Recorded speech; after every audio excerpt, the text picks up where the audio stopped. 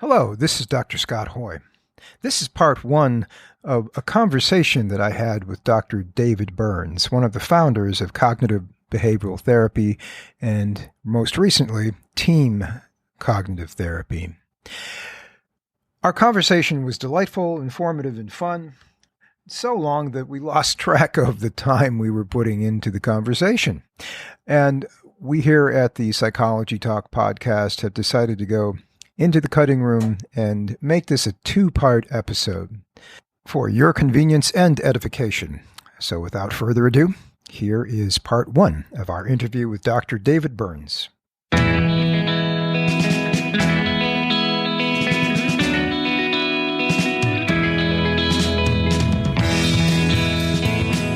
Welcome to the Psychology Talk podcast. We are your hosts, Dr. Scott Hoye, clinical psychologist, and Kyle Miller, licensed counselor. Psychology Talk is a unique conversation about psychology around the globe. We speak with psychology experts to keep you informed about current issues and trends. We advocate toward reducing stigma and educate about mental health. While you're listening, please take a moment to give us a review and subscribe on Apple Podcasts, Spreaker, or your favorite streaming service. It helps us to continue providing you with quality programming. And now, enjoy the episode.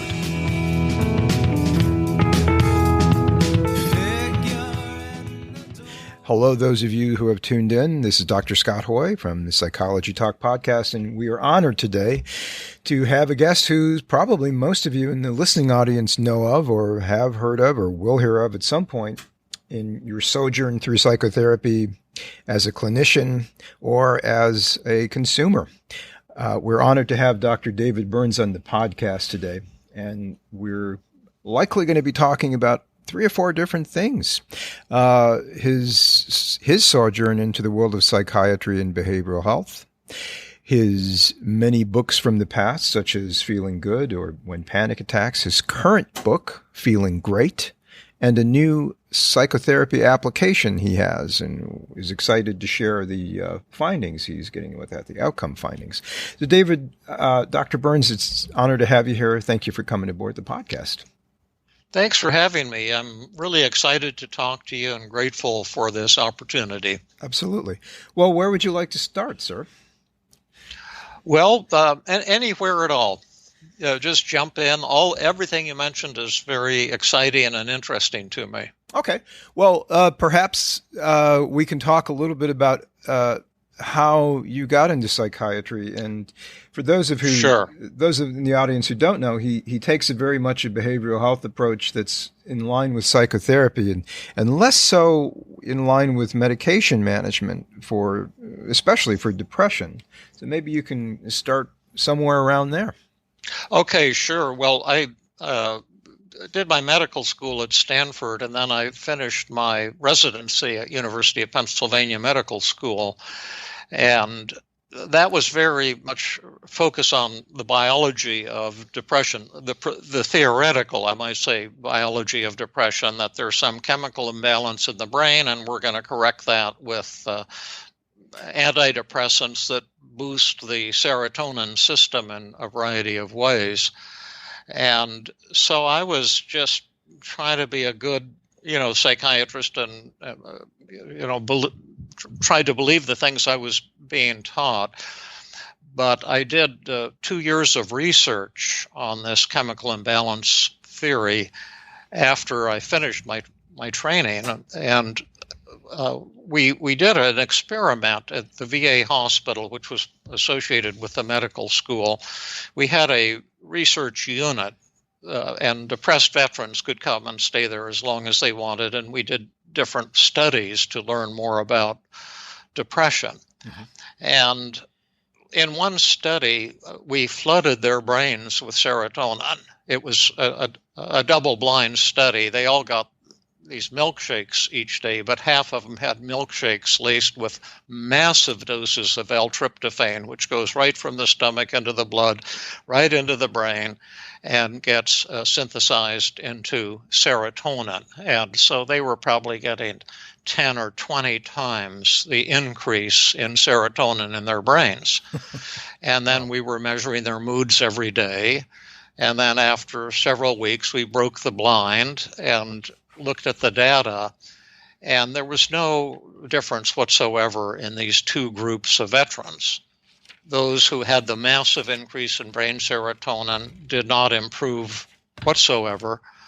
And there was no difference whatsoever between these two groups. And so we published that in the top psychiatric journal, the Archives of General Psychiatry. And to my way of thinking, it was kind of a proof that this chemical imbalance theory was not valid. But I want to be absolutely sure. So I went to this place in New York, contacted a Ajinomoto chemical company or something like that, and they made chemically pure L-tryptophan. And I asked people at the hospital, I want to inject this intravenously in the most massive concentration possible, so they'll get like 100-time elevation in their brain serotonin. I want to be sure that this thing doesn't work. Mm-hmm. And so they showed me how to prepare intravenous L-tryptophan, like half a liter of it for each patient that I could administer in a half an hour, so they would get just massive flooding of brain serotonin. And many of them volunteered to do that, and it put some of them to sleep, but there was no change in depression in any of them. And so I approached my supervisor, who had founded, he's one of the 4 founders of biological psychiatry. I won't mention his name because I don't want to embarrass him or something, but I said, Joe, why are we studying serotonin when our own research seems to show it doesn't play a role in anything? And he says, well, I'll tell you how it started out. A number of years ago, several other fellows and I got together and said, well, let's make up some theories so we can get grants from the National Institute of Mental Health. And since we know how serotonin is the first thing we learned how to assay in the brain, we can make up theories about serotonin, then we can get grants. And he was getting millions of dollars in grants from the federal government and from drug companies, I might say. And he said that's all there was to it. None of us took the theory seriously. We said, well, say mania is too much serotonin and depression is too little serotonin. And that was the only real basis to the thing. Mm-hmm. And I said, well, that's just ridiculous. That's not a way you make up a theory. Just make up something out of whole cloth. There's thousands of chemicals in the brain, and there's no evidence that serotonin or any of them are related to depression. And I read the entire world literature on serotonin. And I was writing chapters for textbooks, psychopharmacology textbooks, and I started winning awards for my research on brain chemistry. But everything pointed to this is a spurious theory. And I got a grant from the federal government to have a brain serotonin laboratory at the medical school. I had a tenure track position, and I was being asked to lecture on this all over the world. And I had just finished my training. And I said, this isn't right. I don't want to spend my life studying something that isn't true, because this will never help a single human being. And then I was handing out antidepressants by the bushels full. And I don't remember a single patient on our depression unit who ever recovered, not even one. And then I was seeing private patients too at the medical school, at the university hospital, and I was having very little luck throwing antidepressants at all my depressed patients and conventional talk therapy, and I rarely saw them recover. And I began to think, I'm not sure I want to stay in this academic track. Mm-hmm. And that's when I heard about cognitive therapy, which was a drug-free treatment that a colleague had been working on, Aaron Beck, who died just recently at the age of 100. And but it sounded like BS to me. And the department chairman said, well, if you're looking for something, why don't you attend his seminar and learn this new drug-free approach? And I said, no, it's bullshit. Maybe I can't use that word, but I said, this sounds like Norman Vincent Peale's Power of Positive Thinking. He said, negative thoughts cause depression, and you can train patients to think differently, and their depression will go away. And I said, that can't be right. I'm treating suicidal, heavily depressed patients, and that's just ridiculous. And then the department chairman said, well, just try it with several of your patients as part of your research and satisfy yourself that it won't work. And so I started trying it with horribly depressed people who had just been, had suicide attempts that, they came from the intensive care unit. They were horrifically depressed. I started using these techniques that seemed ridiculous, and the patients loved the techniques. They started recovering really rapidly. And I said, this is what I want to spend my life doing.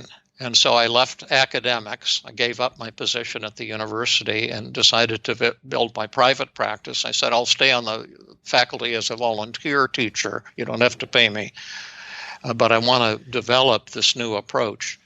And that changed the whole direction of my career, and it's a decision I'm really glad I made. But boy, they pressured me not to leave. They said, once you leave academics, you're burning your bridges. You'll never do research again. You've got a fantastic career. And they pressured me not to leave. And the day I finally left, one of my fellow, a year older than me, in the residency class a year ahead of me, he had an office. He was in private practice. He says, come on, I'll show you my office. And there's a janitor's closet next to my office, but it has a door to the waiting room, and you could rent that and clean it up and make it a little office. And my heart just was flooded with joy. I said, this is what I want to do. And I started seeing patients in huge volume. And then I wrote my book, Feeling Good, because I was so mind-blowing by all the changes I was seeing. And then, but I continued doing research as a private clinician. I tested my patients every week. I saved the data. I started using various mathematical modeling techniques to try to figure out what makes therapy successful, what makes therapy unsuccessful. And eventually that led to the team cognitive therapy, TEAM, that I've developed since I've been back at the Stanford Medical School. And that's kind of the overview. And over the years, the treatment has become more and more powerful. I see patients responding with tremendous speed now that in the early days I would have thought was impossible. And I'm just having a tremendous fun, and things are just bursting on many levels. I'm 79, but this is the most creative and joyous and productive time of my life. Well, that's excellent. It sounds exciting. I mean, I was exposed to your work when I studied CBT in grad school, and I readily use many of the techniques that you have elucidated in largely a wonderful book called When Panic Attacks, to work with anxiety in patients. Yeah. Let me ask you this. Let me piggyback a little bit here and tell me what's the difference between team cognitive therapy, and what is usually known as CBT, or cognitive behavioral therapy. Yeah. Well, Beck was a great pioneer, but he wanted things a particular way. And the original cognitive therapy I found to be lacking in my research. It was great, but it didn't help everybody. And if you do a careful review of the outcome literature, look at all the published studies, not only with cognitive therapy, but with every form of psychotherapy, they all fall short. They all tend to report maybe a 50 to 55% of patients who were treated who have moderate or severe depression will improve 50% in whatever time the outcome study is. Mm-hmm. That's at least 40 outcome studies. And the other half don't even get a 50% improvement in depression. And everyone said, oh, this is wonderful. But that's not that much greater than a placebo effect. In my way of thinking, that's terrible, because with the new techniques, I usually see an 80 to 90% reduction in depression the first time I sit down with a patient. And I always do 2-hour sessions. But it's just so much more dramatic than that. And I saw that even in the 1980s, that while the cognitive therapy was a breakthrough, it didn't help everybody. And I wanted to find out, how about the 50% of people who aren't helped? How are they different? What's going on? And I began to develop methods that had a lot in common with cognitive therapy, but we did tremendous innovation. And I have a group at Stanford, and we train people for free from all over the world. I give unlimited free psychotherapy training at Stanford every week. And we've developed new techniques that are just vastly more dynamic. I'll give you a quick example. TEAM stands for testing. T is testing, E is empathy, A is assessment of resistance, and M is methods. And in the T is testing, I've tested patients ever since I started in private practice. I was maybe the first person in the world to do that. And that's because I was trained as a researcher and I knew how important measurement is. But now I've developed brief, highly accurate tests for depression, suicidal urges, anxiety, anger, marital conflict, happiness, and other dimensions. And we test patients just before the session starts. Mm-hmm. And I can see, and we word them, how are you feeling right now? The Beck Depression Inventory says, how have you been feeling over the last 2 weeks, including today? And it's goofy, because your feelings change all the time. Anxiety, even more than depression, is fluctuating. Yeah. So we say, how are you feeling right now? And so I can see at the start of the session, the patient may be super severely depressed and a little suicidal and panicky and angry and so forth. And then at the end of the session, they repeat these tests right after the session's over. How are you feeling right now? And so this allows me and other clinicians, it's like having an X-ray machine in an emergency room for the first time. You can see this, the session is sandwiched between two tests of depression and anxiety. So I can see for the first time exactly how effective I was or wasn't in every session. Now, most clinicians can't do that. And I did a study in the Stanford, and well, they can use these tests, but without them, you don't know where you're at. I did a study in the Stanford inpatient unit to see what is the accuracy of highly trained clinicians in knowing how the patients feel at any moment the clinician wants to choose. And we have the patient say, how depressed are you right now? Take this test. How anxious, etc. Rate the therapist on empathy, on helpfulness. And the therapist rates the same things at the same time. They can't see how the patient is answering the surveys. And the test showed that the therapists are less than 10% accurate in everything.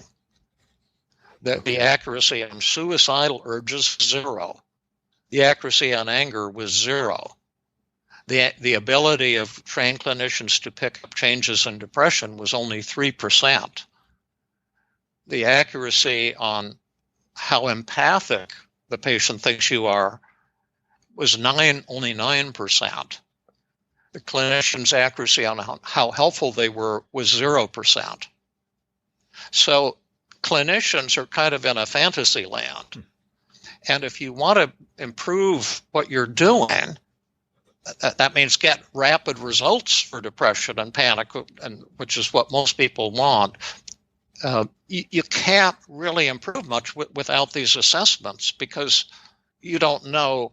It's like trying to learn basketball without knowing when the ball goes through the hoop. You've got to be able to see when you're effective and when you're ineffective, when you're empathic and when you've missed the boats. I've had sessions in the Stanford Hospital with patients, say in the daily cognitive therapy group, where I thought I was amazing. Just blew a patient's mind.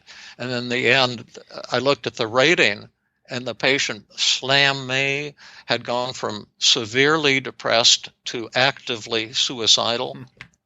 And then I stopped the patient and said, "Hey, wait a minute. I thought we did great today." And she said, "Well, maybe it was great for you. It wasn't great for me." Okay. And she said, "Well, yeah. What happened?" She said, "Well, when you said blah, blah, blah, it really hurt my feelings."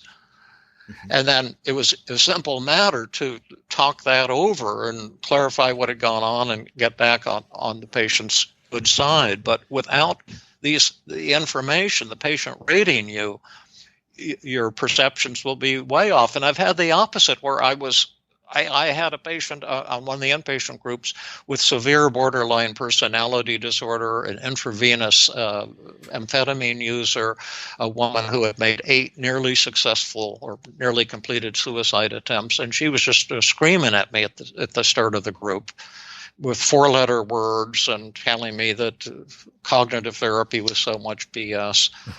And I felt 2 inches tall, and I kind of ignored her during the group and worked with another woman during the group. And I was so dreading to see this patient's feedback at the end, but I forced myself to look at how the patients rated me, how they felt about the group, what happened to their negative feelings. And this woman wrote on her feedback, "Dr. Burns, today's group changed my life. When you worked with that other woman, I felt like you were working with me, and I didn't even know what a cognitive distortion was. I thought I was just a worthless human being. I didn't realize that thoughts like that could be distorted. I'm free of depression right now, Dr. Burns, for the first time that I can remember in my entire life. God bless you and thank you." And again, if I hadn't had the feedback, I would have thought, man, I really screwed up with her. Yeah. Well, and that speaks to the power of group therapy as well. Oh, yeah. Groups can be amazing, and they can also be terrible, too, if you're a group leader. You don't know what you're doing this.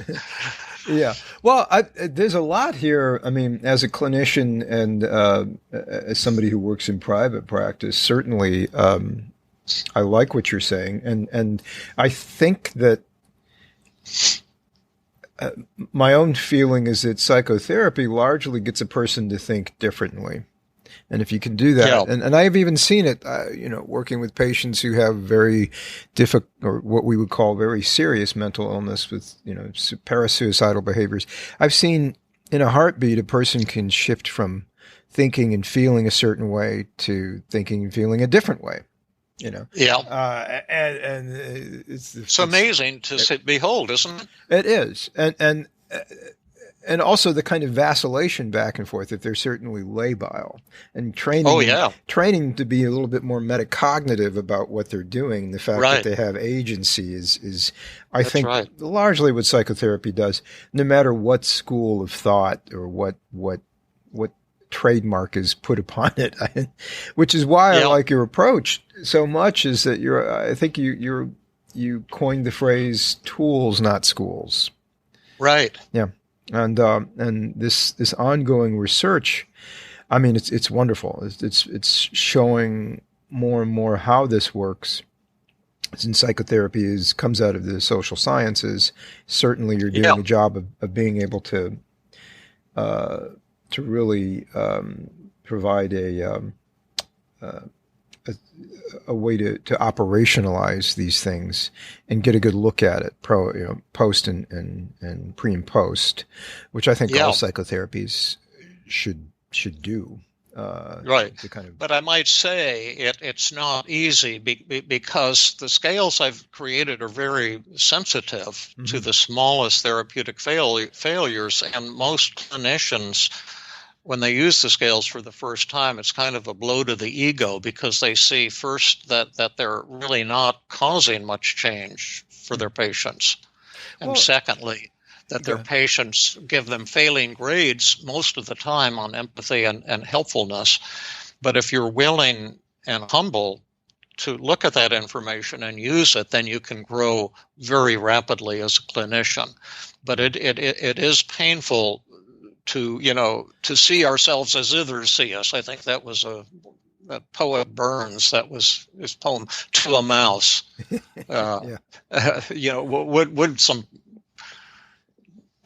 we had to memorize it in high school. Want some power the gifty gie us to see ourselves as others see us. In other words, wouldn't it be wonderful if we could see ourselves as others see ourselves? Well, now with these scales you can, but it's not always wonderful, because it hurts to see when you've screwed up.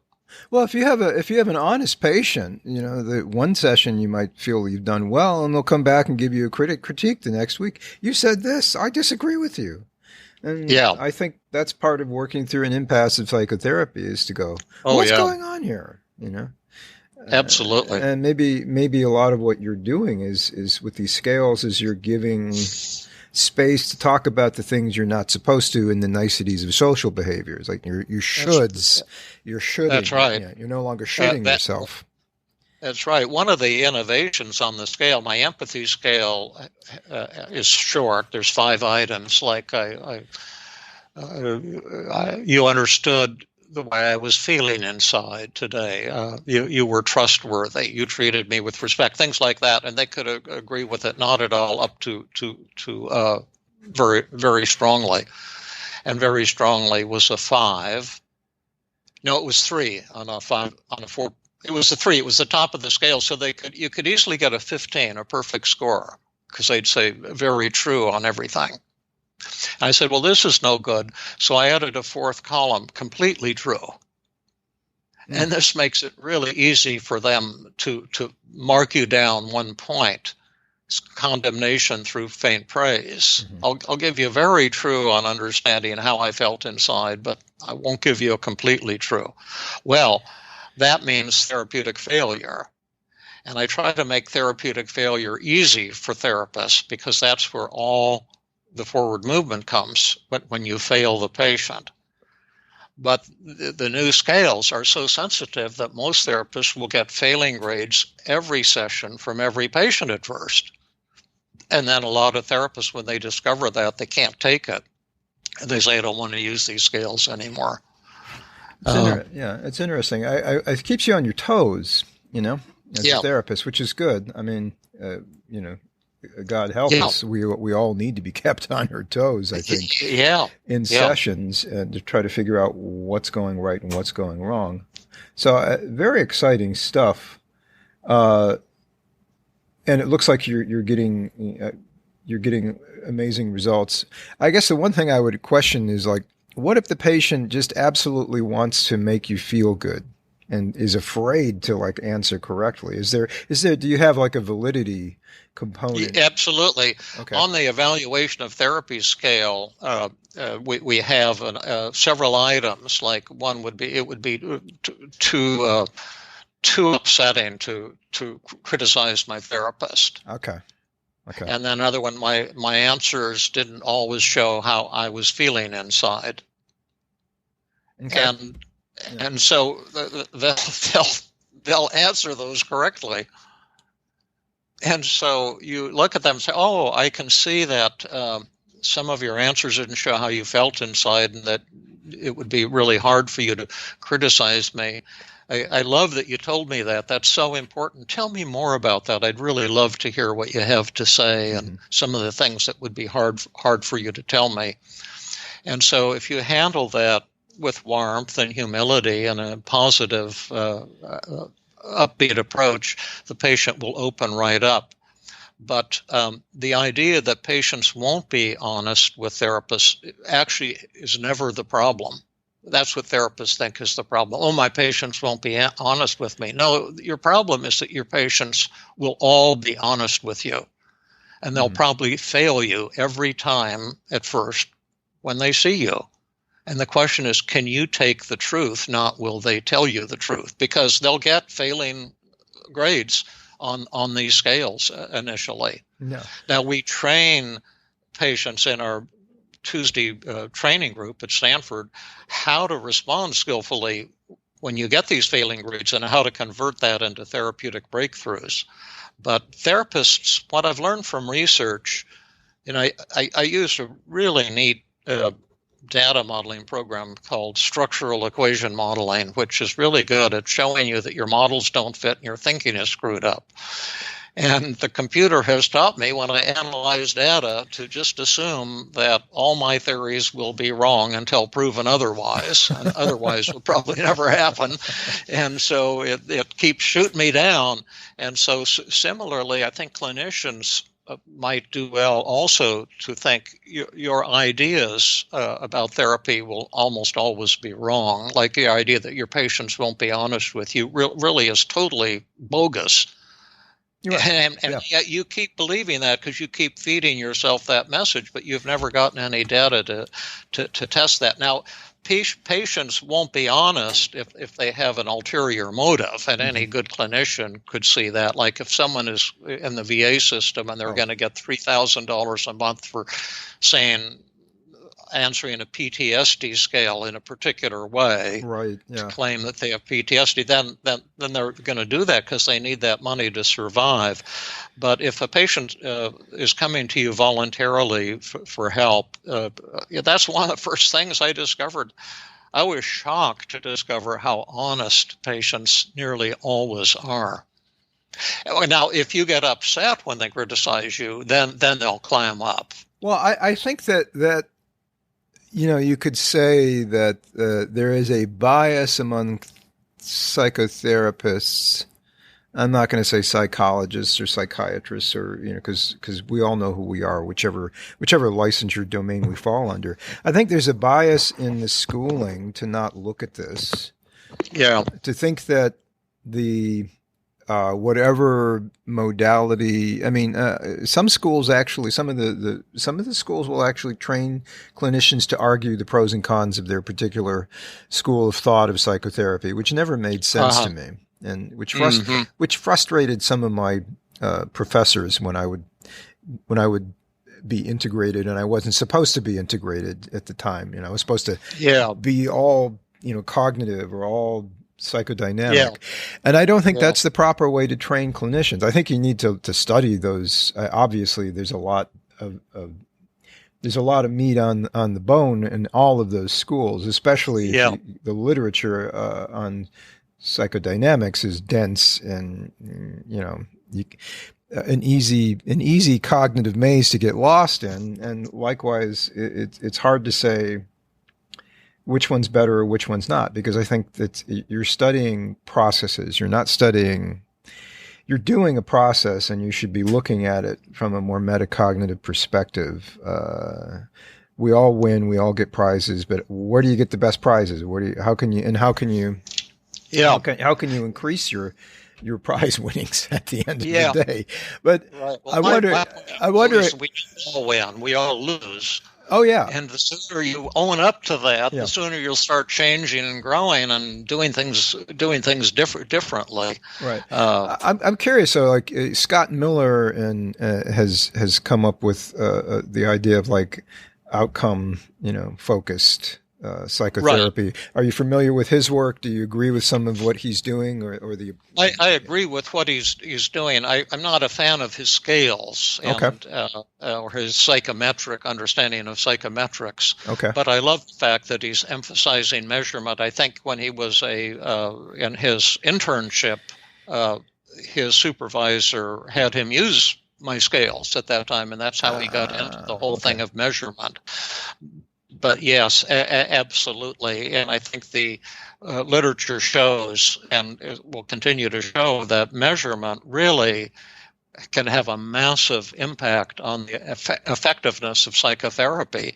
And I think the time will come in the future where, just like an emergency room will not be licensed unless you're using blood tests and X-ray machines and EKG, it will be the same in therapy, that you will not be permitted to do psychiatric treatment or psychological treatment without assessment of every patient at every session. I think you're right. I think it's going in that direction. I see that with the startups I've heard from or heard about, where people are trying to create applications for a bevy of like free domain tests that you can send to your patients. Part of me is all for it, as long as it personalizes the sessions more and doesn't impede upon or create more of a screen time for people who maybe they're on the screens too much, right? Or they don't, you know what I'm saying? So I have some trepidation about it, but I can see it's coming in that direction.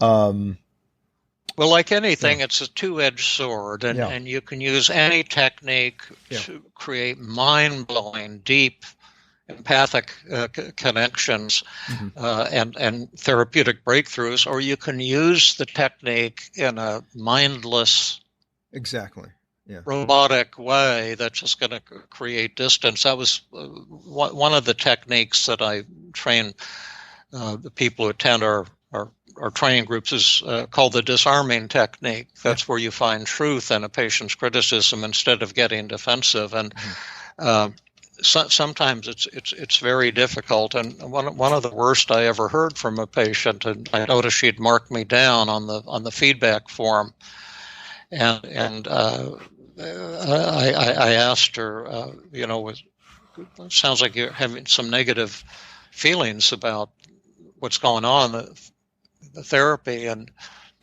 she said, well, to tell you the truth, Dr. Burns, the therapy you're giving me is worse than the incest I endured as a child.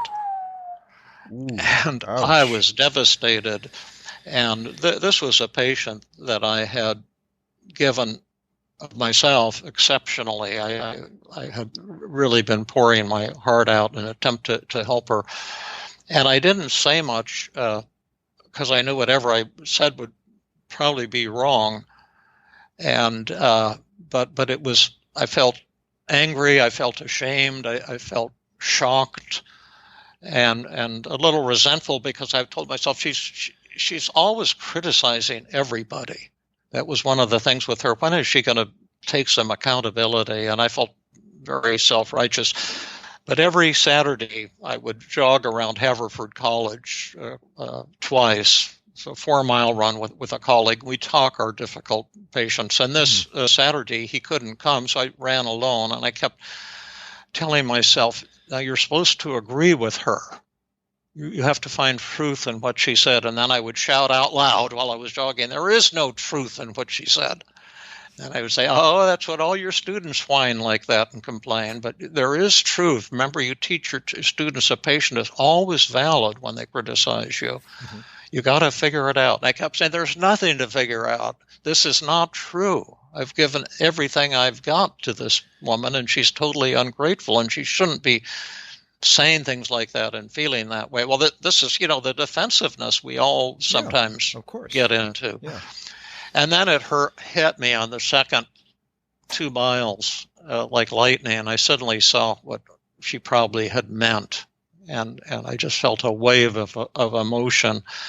And then when I saw her the next session, I said, let's call her Sarah. It wasn't her real name, but I said, when you made that comment that the therapy was worse than the incest you endured as a little girl, that was devastating to me. And I was jogging around Haverford College. I was angry. I thought it was unjust.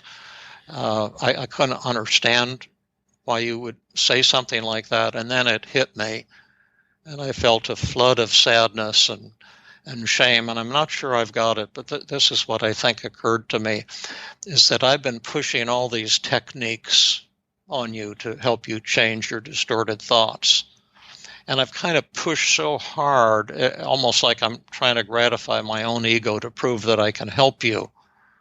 And I haven't really listened and allowed you to share all the pain you've been feeling inside, the hopelessness, the anger, because your parents never believed what you were telling them.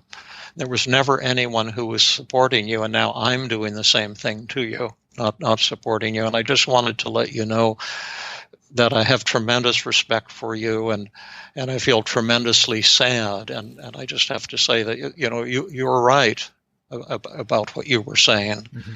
And I'm ready to listen. And then she just started sobbing, and all that pain that she'd been holding inside just came tumbling out. And she later told me that was the moment that changed her life. And that I was the first person who had listened and heard what she had to say. And she went on and made a complete recovery from her depression. And she had severe borderline personality disorder. She had failed therapy years prior to coming to see me.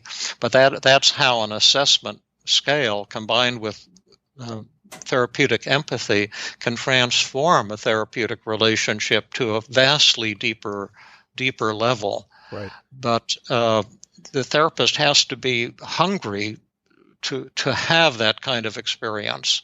And you have to see therapy as something other than a financial transaction with you, the expert, and the patient is the defective, broken one, and you're supposed to fix them in some way. Yeah, I think that the return on investment into becoming a therapist, a really good one. It's really you're a healer. All the trappings of the office and everything are just there to support those moments. So the return on if you want to go into therapy just to make a buck, you can do that. But and to run a business, but that's a totally different domain of thinking. And you're right. Yeah. And the empathy can, at the right time in the right place, it can certainly create these watershed moments in psychotherapy. Oh yeah.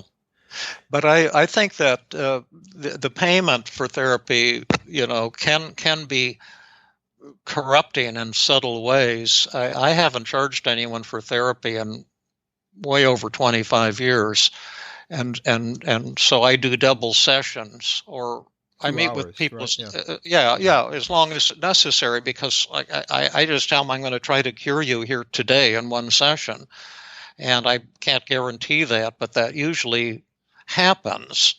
And you see, I have no financial motive to extend therapy. The only reward I get is to see them go from sobbing at the beginning of the session to laughter and joy at the end. But if you're in private practice, particularly if you're in an area where there's too many shrinks and it's hard to get referrals, and then you have a new patient, there's a subtle thing that if this patient takes a good while in therapy, that helps me as the therapist. I don't mean to be accusational, but these things can happen at a subliminal level almost. I totally agree. I mean, one of the reasons I got into psychotherapy, my journey was to study hypnosis first, and then as I dived into That's cool. Milton Erickson's work. So it's brief therapy. Oh, yeah.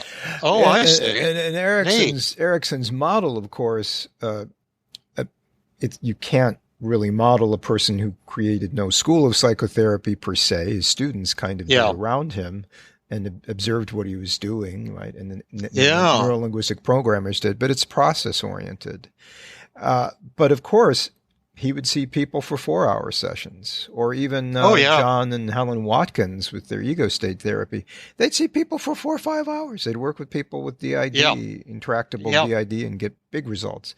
So that's right. I agree with that. I'm all for therapy being longer, but like you said, I mean, if you have to keep the lights on while doing that, it's kind of hard to balance out those 2-hour sessions without being fraudulent in your billing practices, and you have to work around it. But I think that longer sessions are better as long as they're more focused, like you're saying. Yeah, as long as the therapist know what you're doing. If you don't know what you're doing, if you just have the patient talk, you could have them talk for 50 hours and it wouldn't do any good. No, they would just be reinforcing whatever it was that they were probably habitual thinking patterns. That's right. Just practicing with those circuits more and more, strengthening those negative circuits. Right. And I think there is an attachment bond that for some patients, they kind of need to come in longer, but for whatever the reasons. But I think, I think that psychotherapy could have a reboot maybe in the next couple of years.